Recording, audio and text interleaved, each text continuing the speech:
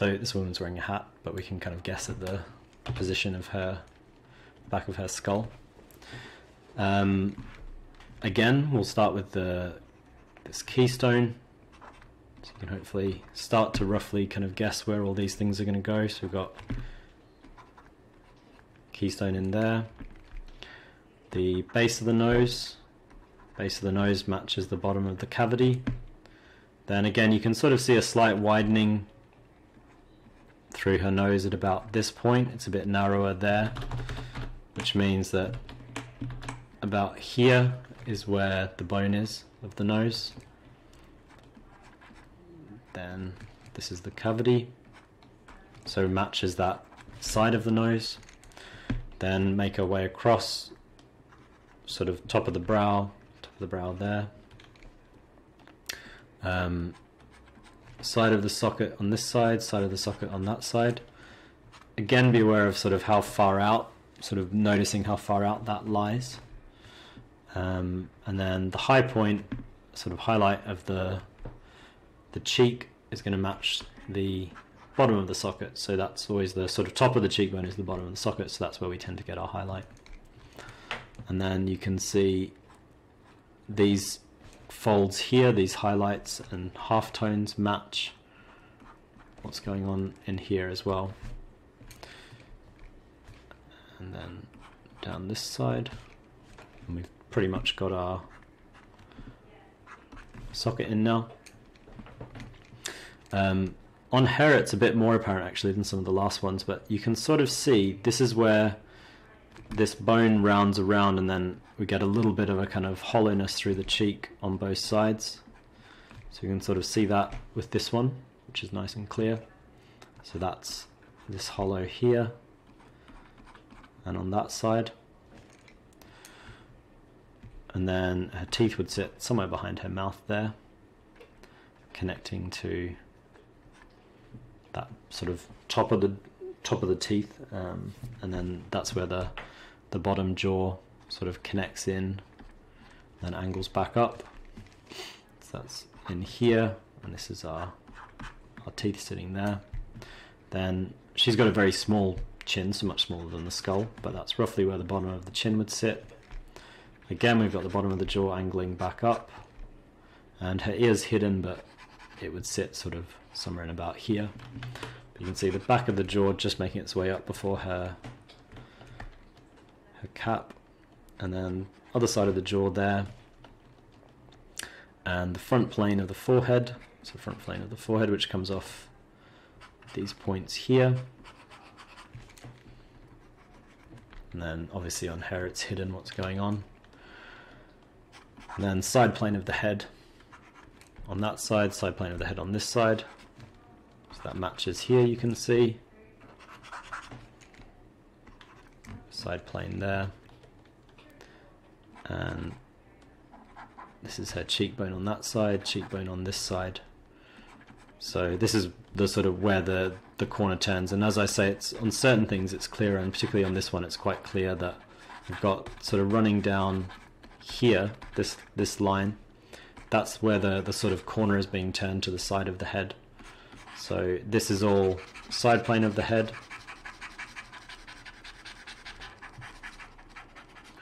and everything else is the front plane of the head, and we've got these kind of angling points. You tend to get a more gradual, you get this kind of in-between tone on this plane of the forehead, but it tends to be sharper where it turns around the front of the face. So that's our kind of in-between there. But hopefully it's becoming a bit clearer how this sort of front of the face sits versus the side planes of the head, because that, in terms of the overall kind of major forms of the head, that's really crucial.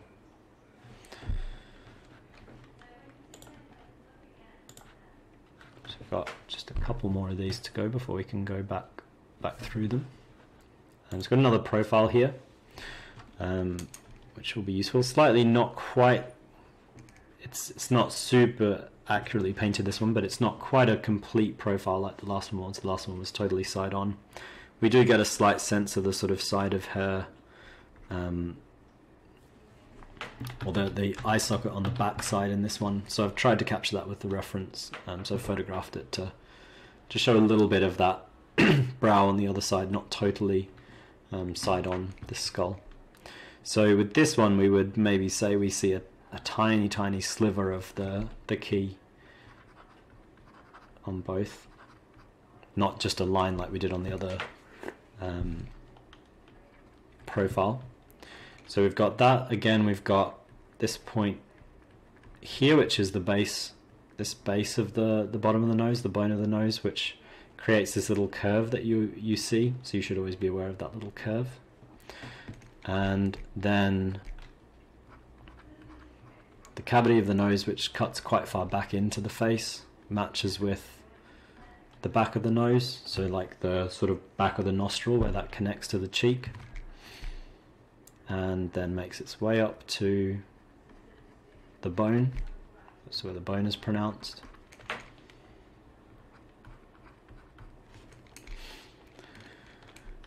Then again, we've got our sort of back side of the socket, top making its way up here. I've got backside and top of the cheek, so that's the top of the cheek there. I'll zoom in a little bit more on this one. So that makes up our eye socket. Then as we drop down again, we've got sort of teeth sit about here. The mouth sort of bulges out slightly, so that's this bulging. Cuts back in at the bottom of the bottom lip. Then we got the jaw that sticks back out again. So these sort of ins and outs are really crucial when you're drawing a profile. Again, we get sort of, because of the angle of the face, this is not the bottom of the jaw, so the jaw would be traveling, jawbone travels back up. That's just flesh bunching up. So if I draw that over where the skeleton is, this is the sort of flesh, so sort of muscle and skin. Then that connects with the base of the neck, and this is the jawbone that makes its way up. So we've got, you can sort of faintly make it out, but the jawbone that sort of angles back up to this point here. Again, in this one it's sort of hidden, but we'd have a cavity in here which connects to the teeth. So this cavity connects to those teeth, which goes to the front of the face. And so this back of the jaw matches the back of the jaw there. And again, we can see that's where our ear canals are. All that sort of stuff can connect in for where the ear would be, which would sit somewhere there. And then back of the neck is going to connect to the skull, so the back of the neck would be somewhere here, and then this back slopes down, back of the skull,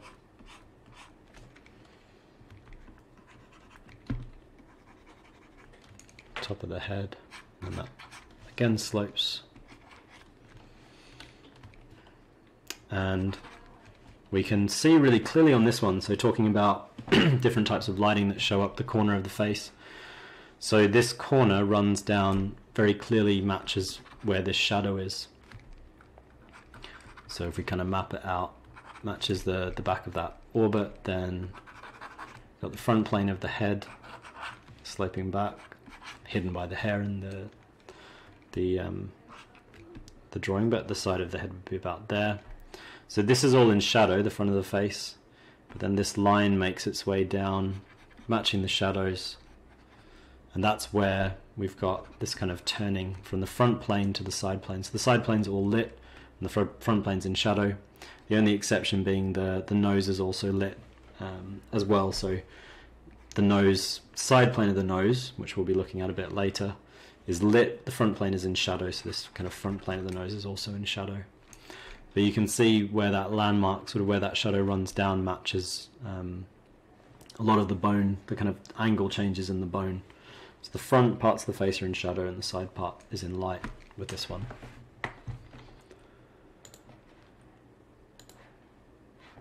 So I've got a couple, maybe just one more left to do, two maybe. And then we'll start looking at features.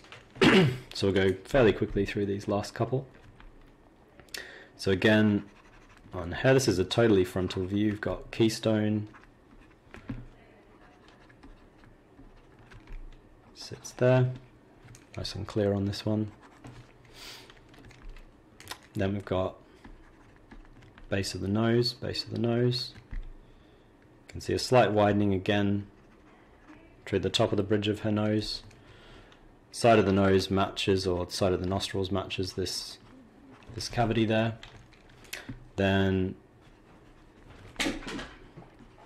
brow angles up slightly, then slopes down, slopes down.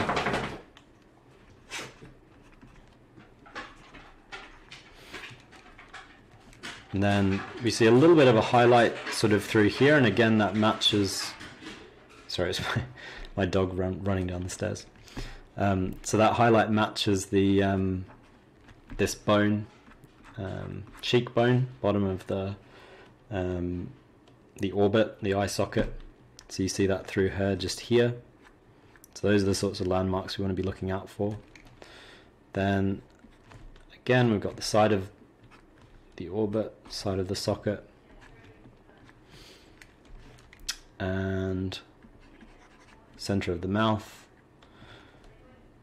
And it's sort of hidden, but this is where our cavity would be, where the jawbone connects to the top of the skull. So that sits in here. Then side of the jaw, side and side, bottom of her chin, bottom of the chin. Jawbone connects across. So all these really basic lines that I've been working through, these are our sort of, when we're starting to draw and we're trying to simplify a portrait, these are the lines we're sort of going for. That kind of level of sort of complexity when we're first sketching in a portrait. And we go for those because they're the main sort of structural features that we want to figure out and find. So the exact width of the chin as a single straight line, then the jaw that angles back up to the back of the jawbone, and then when that angles again. So that can be simplified down into 3 lines, even though it looks really complex. If we can break it down into these simple lines, it's going to make everything easier when we're working from actual portraits. So then we've got, actually I won't do that first. We've got her hairline roughly matches again. You can see that highlight on the skull. That's where we've got the angle back from the front plane. So that's our front plane. So that's where her hairline starts. And it'll probably slope back once, and then a smaller plane right at the back. So they're making their way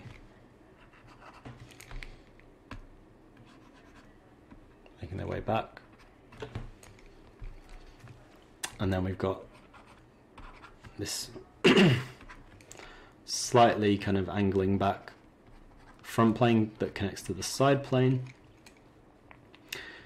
and same kind of traveling up the top of the skull.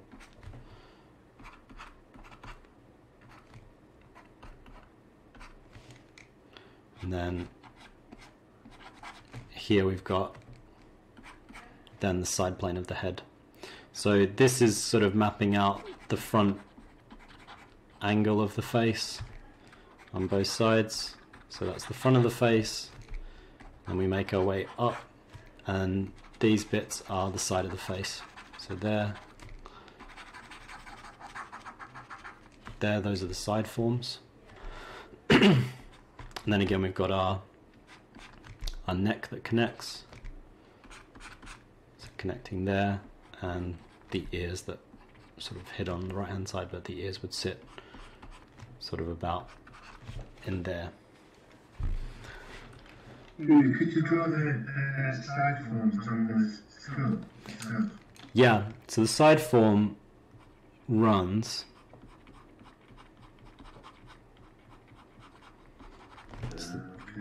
So yeah, that's the front plane of the jaw, sort of bottom of the jaw or the chin. Yeah, so I'll shade that in.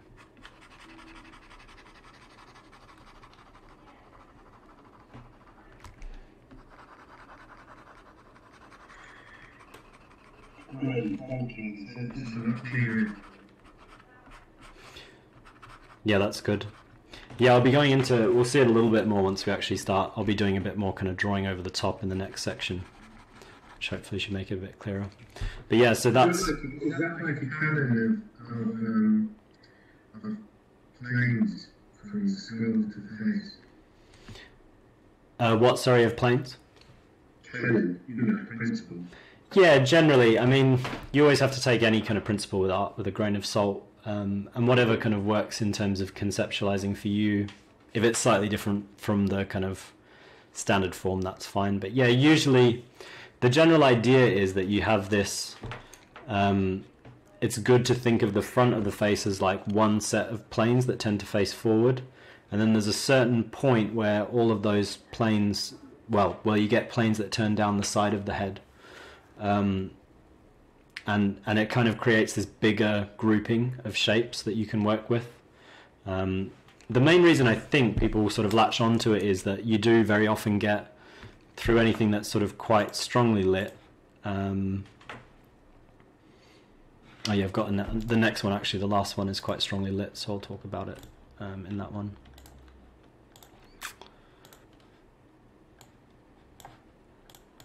And this guy. Yes, you tend to get. I'll start with this side turning plane with him. So this shadow roughly matches where the face is turning, the sort of angle back in. So that's this bit here is all the sort of side plane of the head.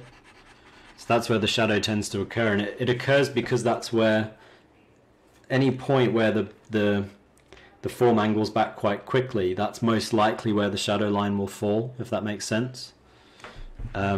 Because it's a major change of direction. When you have a gradual change of direction, there's not as likely to be a strong shadow at that point.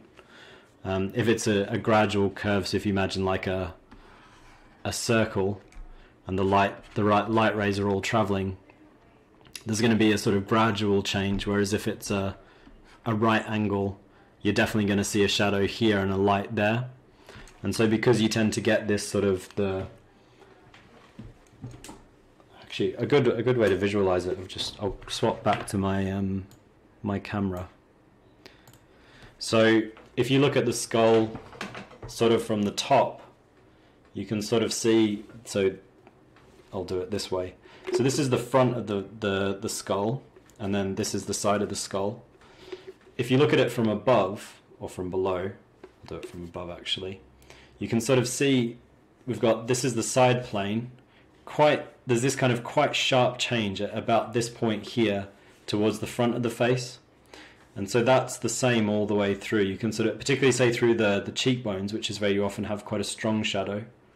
The angle back, so this is the side, and then that's the front of the face.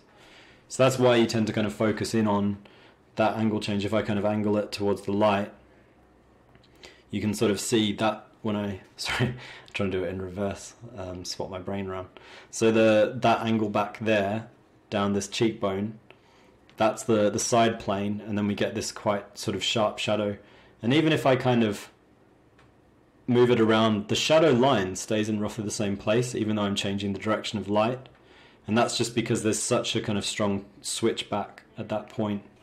And then the same kind of goes for the side of the jaw. It's a bit more gradual, but particularly sort of through this point here, sort of that central section of the face, the angle back is quite strong, if you see what I mean. So that's why you kind of think of that as a flat front plane, and then this is a sort of side plane. So front plane down there, and then a side plane there. So you can sort of box out. Sometimes people, when they conceptualize a skull, they make it boxy. There are different ways of drawing a skull, so the only, I guess, sort of thing to say about it being canon is you do get different visualizations of a skull. Sometimes people build it out of kind of rectangular blocks, and other people build it out of oval blocks or circles or kind of like an egg shape. There's different ways of conceptualizing it. I'm going to revert this and clear these guides. Yeah. So I'm not really in detail, but I've come across the pictures of the image and the zero as well. They are very different, but there's a thing. Yeah, there's one that's a lot more kind of it kind of goes for kind of ovals, and then there's others. So the Loomis, I think, is like it's more of a kind of oval shape, isn't it? Kind of like that, and then it has a top section, and you sort of flatten out the whole front of the face, and you've got the jaw, and then the center line of the eyes, and the nose, and then the sort of side planes of the head. But all of them pretty much have some aspect of, you have this point where the side of the head is separate from the front of the face when you're trying to block it out. We've got your face on. Oh yeah, sorry. Yeah, I'll swap that. Yeah, so I was just saying I'll make a layer actually and desaturate it.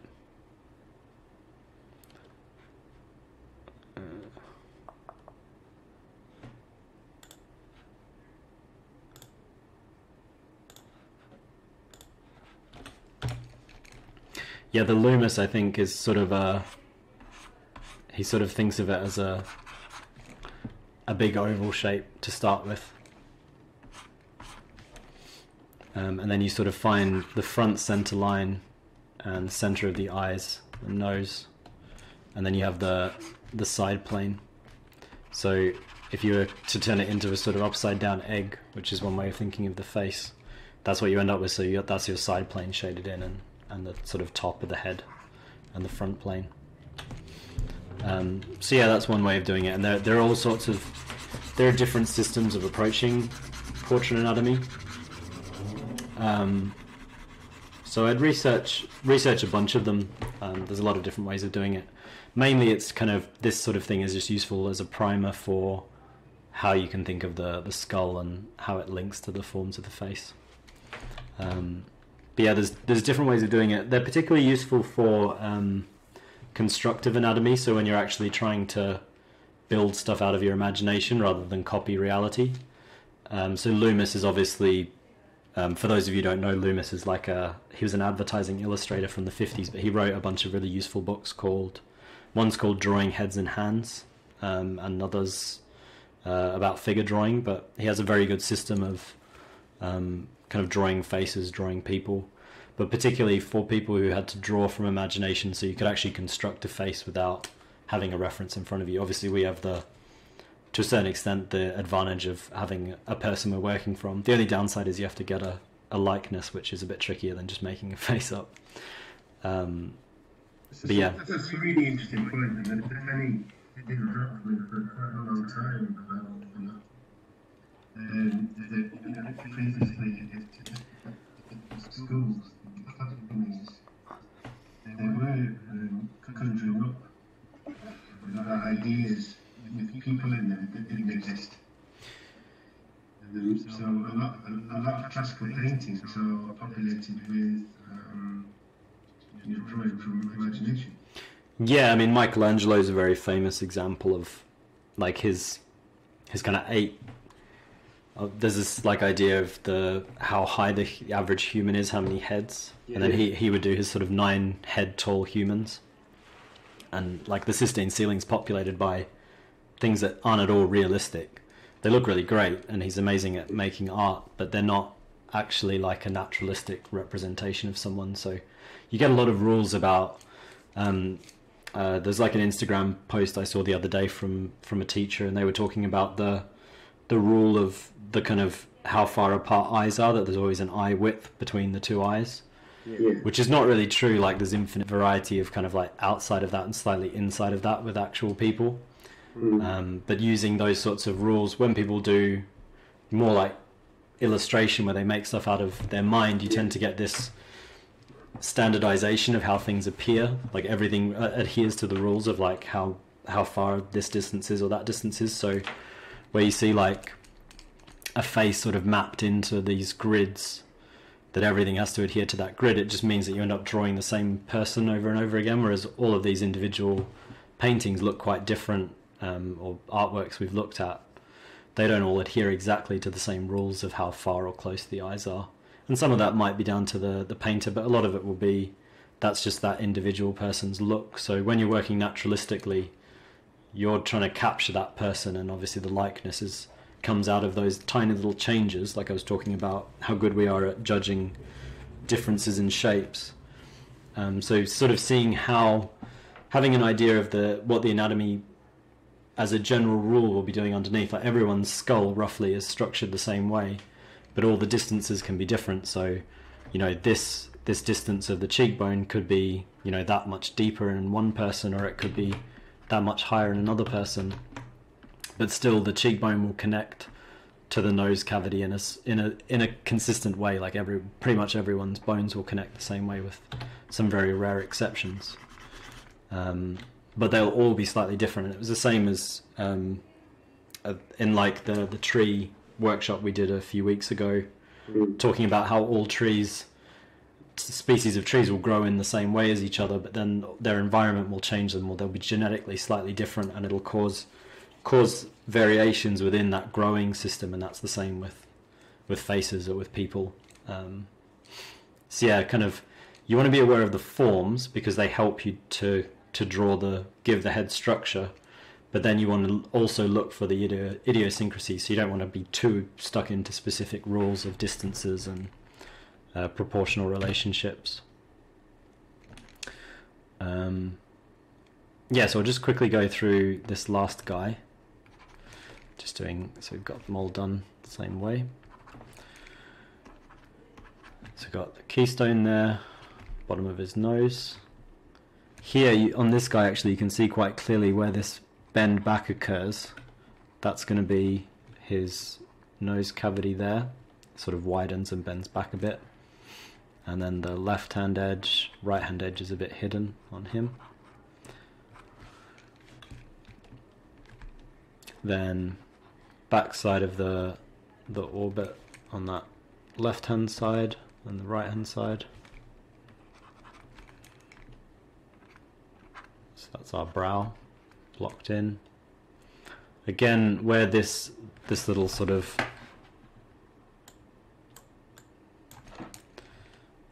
this darker tone and a lighter tone gives us an indication of where this point is. So where the orbit, the eye socket begins, is going to match, and you can see it on that opposite side as well. So that's this line here. Then the high point of the cheek on this side, and then curving back, so that all matches.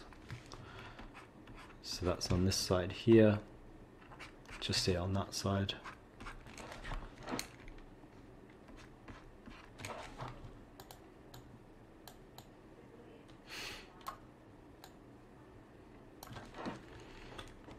So that's those sockets in place. Then we've got sort of center of his teeth, and again roughly hidden. We see it a little bit more on this side. So here, because we've got that slightly stronger light, we can see where this bottom of the cheekbone is. So that's what's causing this sort of cavity, is causing this angle back. It's more difficult to see on the left hand side because it's more illuminated, so that angle change is not as apparent.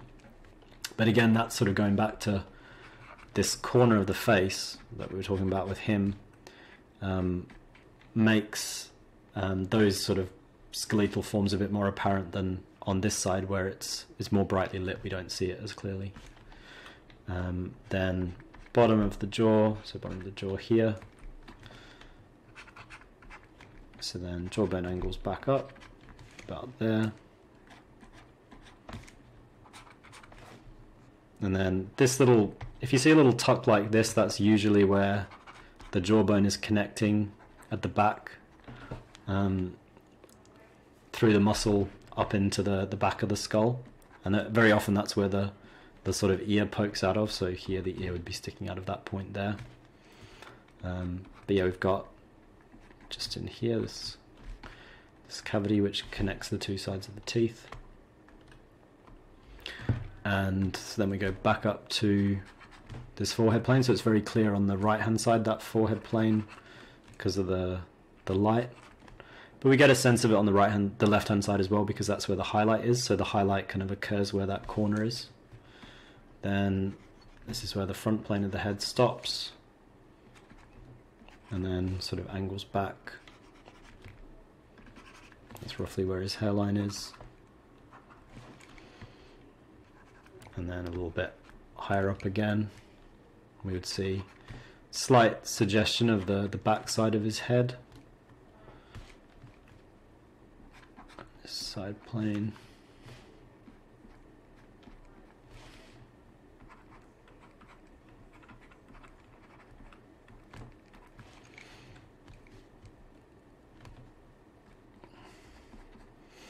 And so then, if we were to mirror the side plane, so it's not so apparent on the left-hand side, as I say, because it's brightly lit, but we can sort of use the mirroring, so we can see it very clearly on the right-hand side, but on the left-hand side it's not apparent. If I just shade this in,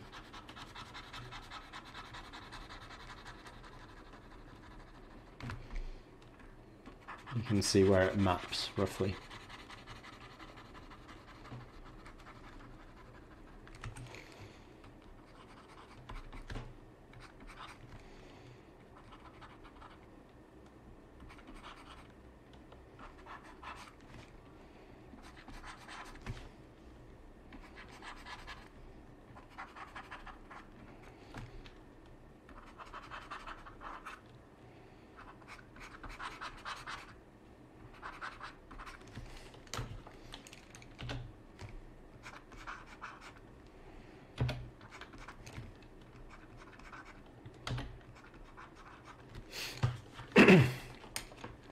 So yeah, there you can see I'll shade in the top as well.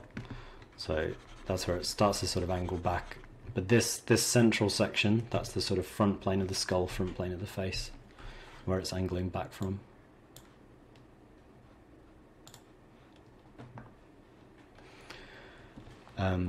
Yeah, sorry Helen, I just saw you dropped out. Hopefully you're back in now. But yeah, so that's the final draw over of these. I'm going to close that.